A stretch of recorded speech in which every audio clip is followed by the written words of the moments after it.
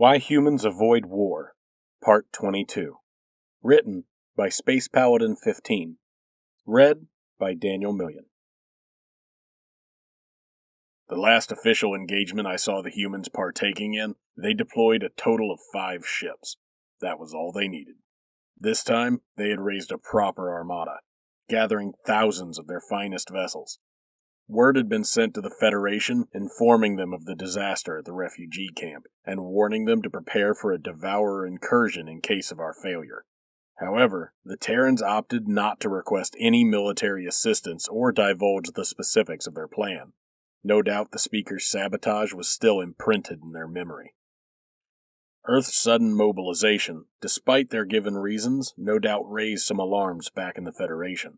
The two parties deeply mistrusted each other in light of recent events, and I was doubtful that would ever wear off. Hell, even I was frightened of humanity at times. But now, as we warped towards our final confrontation, I was only worried about the humans, especially Rykov. Perhaps I didn't understand human body language, but his posture signaled pain to me. He was huddled over his holo display, head bowed.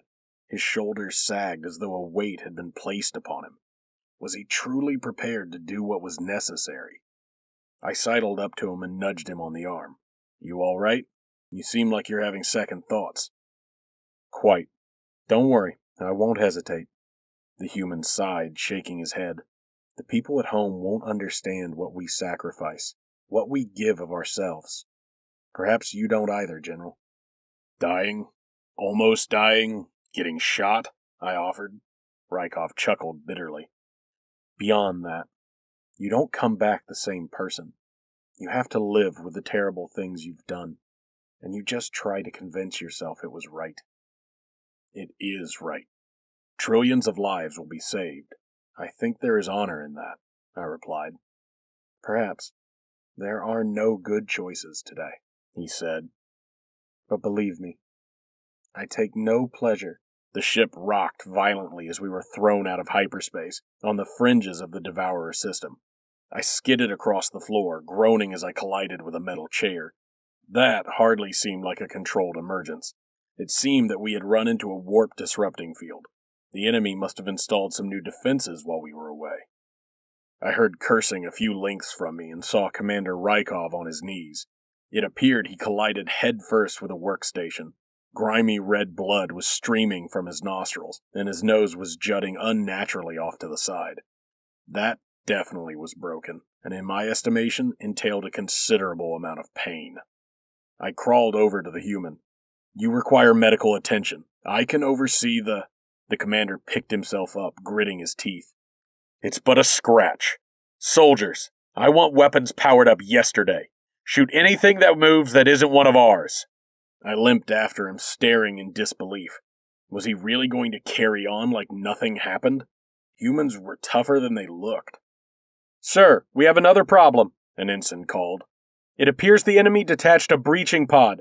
A boarding party has infiltrated the ship. My antenna twitched in confusion. Since when do they board ships? I think they have a special hatred for this one. The commander frowned, wiping a fresh stream of blood off his lip. General, we're a little short on foot soldiers.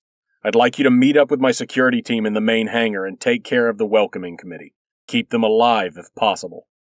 Despite several tours of the flagship, I wasn't sure where the main hangar was, but I thought I could figure it out. The last thing I wanted was to look incompetent as the ship's soon-to-be first officer. I gave Rykov a nod, retrieving a plasma rifle from the weapons cart.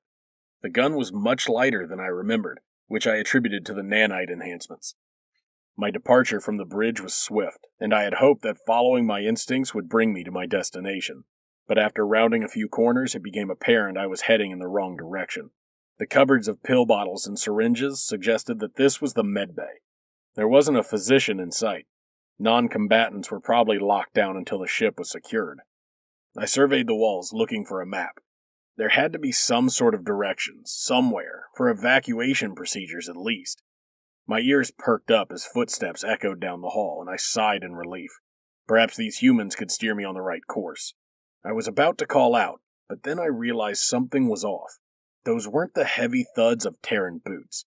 Instead, they were a tapping sound, like raindrops striking a rooftop. I ducked into a doctor's office, peering around a wall.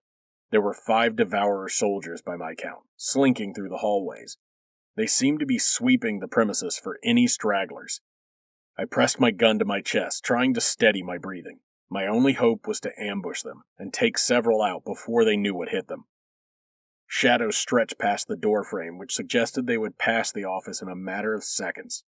My finger found the trigger as soon as they crossed my vision. A plasma round sailed through the lead soldier's forehead, and he crumpled to the ground. Fueled by survival instincts, I charged at the 4 in an animalistic frenzy. Before they could shoot back, I had tackled another guy and rolled him on top of me to serve as a shield.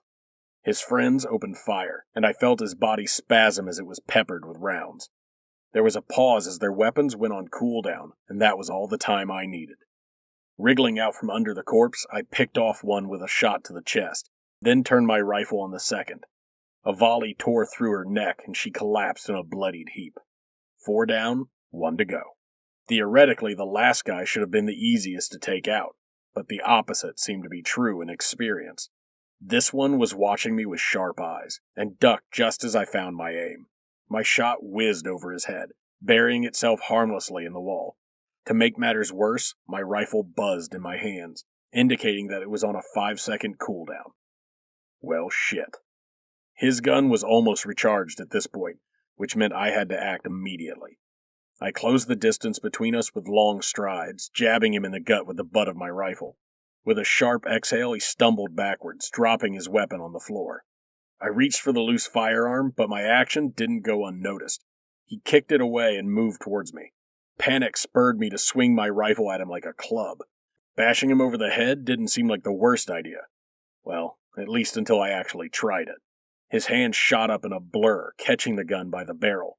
Before I knew it, the weapon had been wrenched out of my grasp. As it clattered to the ground, I realized I was in trouble.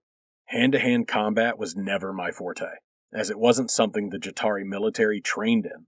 With this guy's godlike reflexes, he certainly had the upper hand. I barely raised my fists in time to block a series of punches.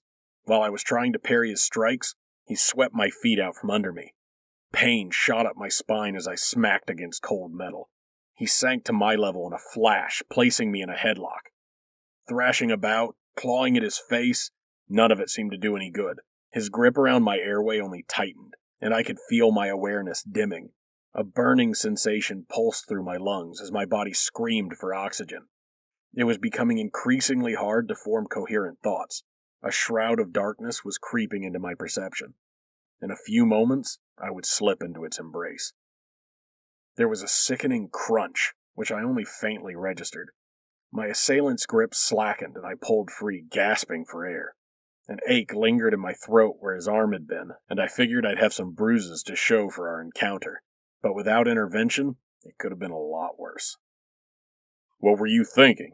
Engaging a group of them by yourself? I glanced up to see Mac, Rykov's security officer, accompanied by a team of 12 others. You were a no-show. Now I see why. I got lost, I spluttered. This ship is a damn maze. Mac paused. I see. Well, I gave your buddy there a good knock upside the head. When he wakes up, he'll be in the brig. Come with me if you can walk. Thanks. I owe you one. I struggled to my feet, following after the burly man. Where are we going? The bridge. I figured the boss wants you back.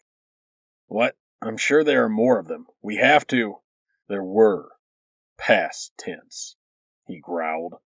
Just, look at the scenery as we walk.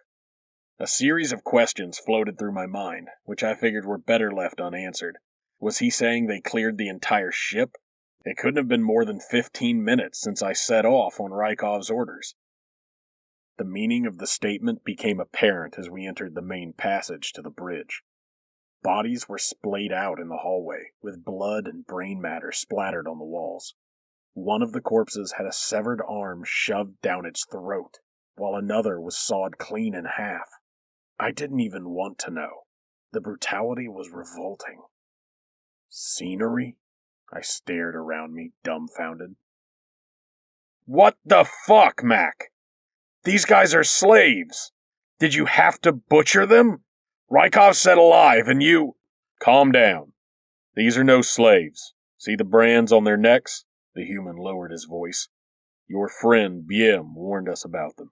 They're part of a doomsday cult that worships the AI, and wants to help it bring about the end of days, always on the front lines when they destroy a world. I frowned. Even so, don't you think this is a bit excessive?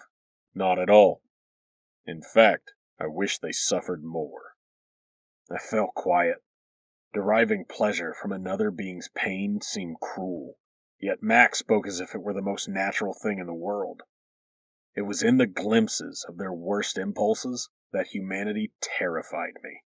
They were always one step away from becoming the monsters they despised. Why Humans Avoid War, Part 22. Written by Space Paladin 15. Read by Daniel Million.